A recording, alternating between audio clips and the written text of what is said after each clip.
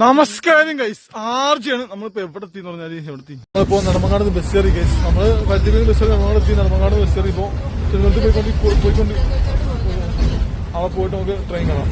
അപ്പൊ ഗൈസ് നമ്മളിത് തമ്പാനിലെത്തി. ഇനിയിപ്പോ ഇവിടുന്ന് റെയിൽവേ സ്റ്റേഷനിൽ പോകണം, ട്രെയിൻ കാണാം. അപ്പൊ ഗൈസ് നമ്മൾ റെയിൽവേ സ്റ്റേഷനിൽ എത്തി. ഇവിടെ നല്ല തിരക്കാണ്. രാവിലെ എപ്പോഴും തിരക്കായിരിക്കുമല്ലോ, ഭയങ്കര തിരക്കായിരിക്കുമല്ലോ. നിശ്ചയ ടിക്കറ്റ് എടുക്കാൻ വേണ്ടി പോയിട്ടുണ്ട്. നിശ്ചയ ടിക്കറ്റ് എടുത്ത് വരട്ടെ.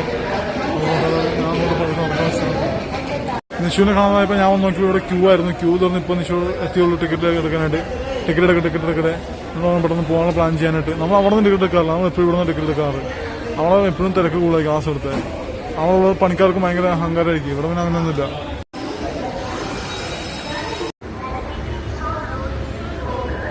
ഞാനാണ് ആദ്യം വന്നെങ്കിലും നിഷുവാണ് ഫസ്റ്റ് ഇവിടെ എത്തിയത്.